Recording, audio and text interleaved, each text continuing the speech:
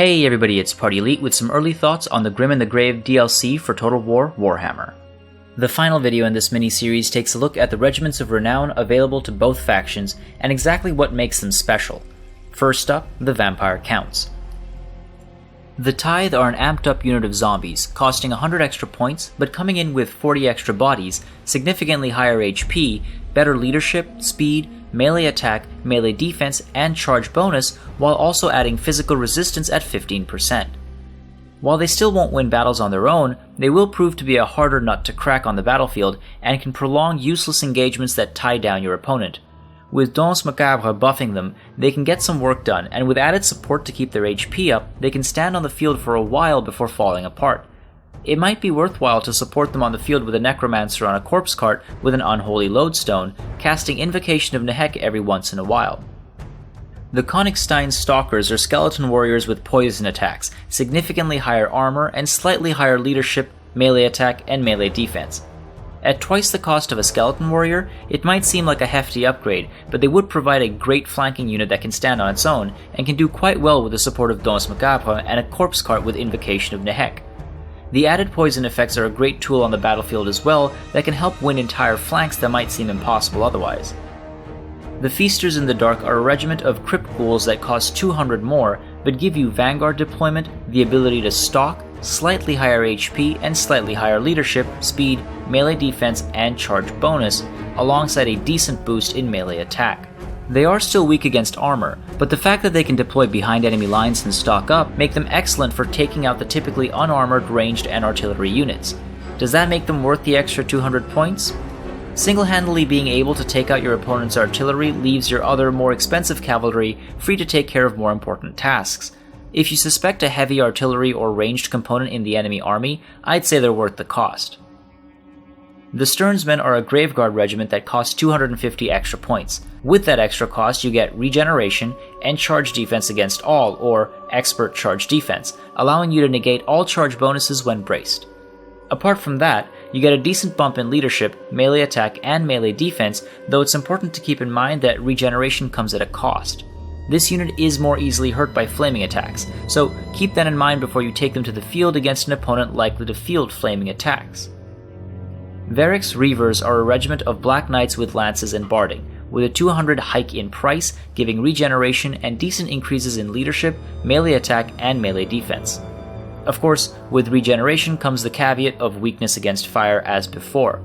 Also worth noting, Barracks Reavers are listed as armored and shielded, whereas regular Black Knights with lances and barding are only listed as armored.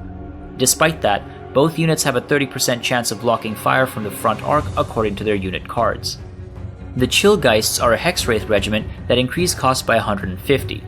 Statistically, that only leads to a small increase in leadership and decent bumps in melee attack and melee defense, though the big difference lies in the unit abilities. Chillgeists are resistant to magic at 25% and also have the Chilling Aura. This is a very interesting passive hex that slows down any enemy unit within a 45 meter radius by 36%. This can be absolutely integral to shutting down cavalry harassment. Pairing a unit of Blood Knights up with Chillgeists can bring an end to most hit-and-run attacks, and can also help slow down and pin flying units. The Chilling Aura is going to be exceptionally useful when fielding slow units, both offensively and defensively. Not only can you hold the enemy in place to cut them down, you can also slow them down to prevent them from catching up to you or reaching a unit that's busy trying to get some work done. The Dire Pact is a Direwolf regiment. A 150 point increase in cost gets you decent improvements in leadership, melee attack, and melee defense, but the most significant improvement has to be the anti-large capabilities. This means that an enemy large unit that is unarmored can be harassed and distracted by this very fast unit. With that said, they will most likely only come in handy here and there, and the extra cost could be used for a better item, spell, or ability selection instead. The Devils of Svartshafen are Vargheists that cost 475 extra points. With that investment, you get Vargheists that have a decent bump in leadership, melee attack, and melee defense, and are also terrifying with the option of Vanguard deployment. They are still a low armor unit, which reduces their options a little, but this makes them a decent unit to bring in for rear charges early on against enemy artillery and ranged units that will still be relevant in middle stages of the battle. At a 475 increase in cost, however, you will have to sacrifice quite a bit.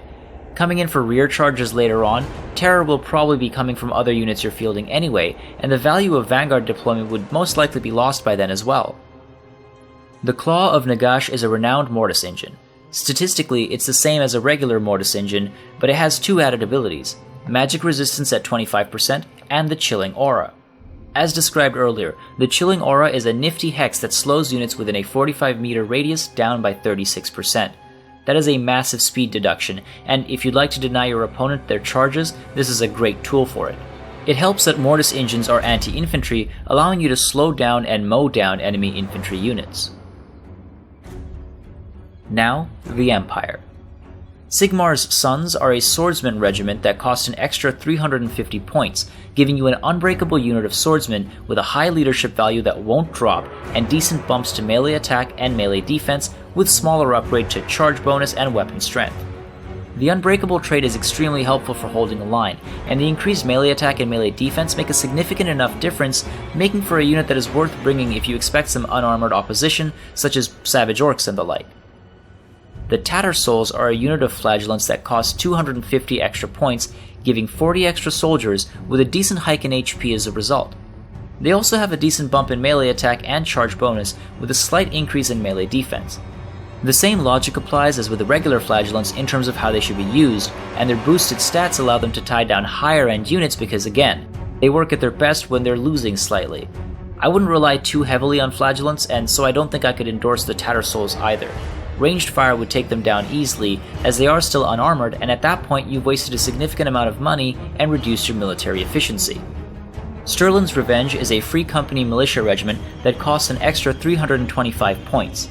With that bump in cost, however, you get a decent increase in leadership, melee attack, and melee defense, alongside a slight bump in missile damage but with added armor piercing.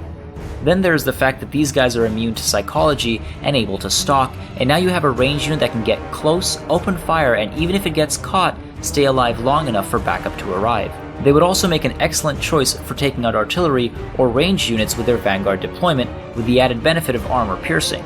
For what is essentially a unit of swordsmen with pistols, these guys seem well worth it. The Silver Bullets are a handgunner regiment with a 250 point increase in cost. With that comes the ability to stalk, and a decent bump in leadership, melee attack, and melee defense.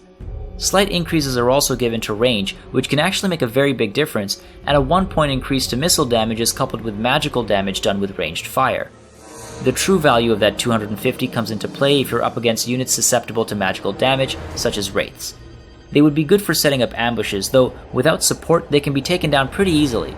Pairing them up with the Free Company Militia or Stirling's Revenge might give them a decent advantage, preventing a melee slaughter, though cavalry would still be a significant concern for all units involved. Zindler's Reichsguard is a Reichsguard regiment costing an extra 200 points, giving the added advantage of Vanguard deployment and decent increases in leadership, melee attack, and melee defense, alongside an immunity to psychological effects.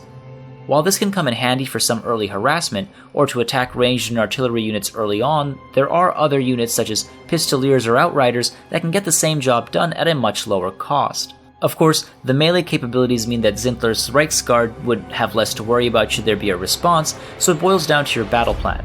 Assault artillery and ranged units right away, or try and split the enemy up and send in ranged cavalry that, depending on your choice, is also armor-piercing for use later in the battle.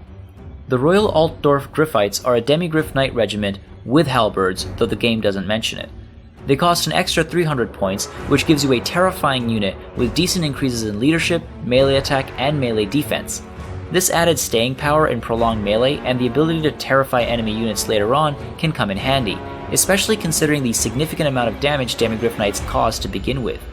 They would make an even stronger unit than the regular version because they can take care of enemy cavalry first and then come in for rear charges in melee engagements when enemy morale might be close to breaking point. This would allow terror to kick in and cause mass routs. Hammer of the Witches is a great cannon regiment that costs 400 extra points.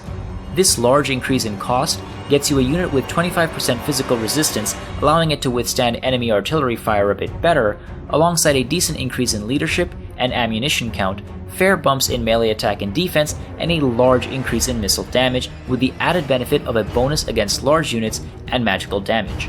The high price point means these guys are most likely only worth it if you know you're facing units susceptible to magic, and plan around maximizing your artillery usage. While the melee stats are higher, they still won't last a strong initial attack, so they must be well protected, maybe by some Flagellants. The Sunmaker is a Hellstorm rocket battery regiment that costs a whopping 600 extra points. With that comes a decent upgrade to leadership, fair raises in melee attack, melee defense, and ammunition, and a huge upgrade to missile damage that does fire damage. There is a massive increase in reload time, however, though the size of the volley is increased significantly as well, helping cause that extra damage. At a 600 point bump in cost, however, you'll want to make sure you get a strong defensive line for this regiment, allowing them to get full use. A few volleys from it could wipe out an enemy unit's morale and health, especially if they're susceptible to fire, but an early interruption to the artillery fire could render them all but useless. The Tempelhof Lumen Arc is a Lumen Arc of Hysh that only costs 125 points more. At that rate, this is almost definitely the preferable option.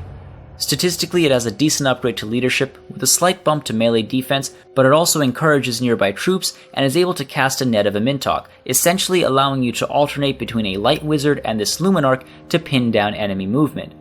2 nets can hold an entire enemy front line in place while your range units go to town, or they can drop one after the other to pin down a specific unit to destroy. With that said, unless you're planning on taking the Tempelhof Lumen Arc forward with your army, you won't be able to use the net to its greatest effect. And with that, we come to a close on this mini-series focused on the Grim and the Grave's various lords, units, and regiments of renown.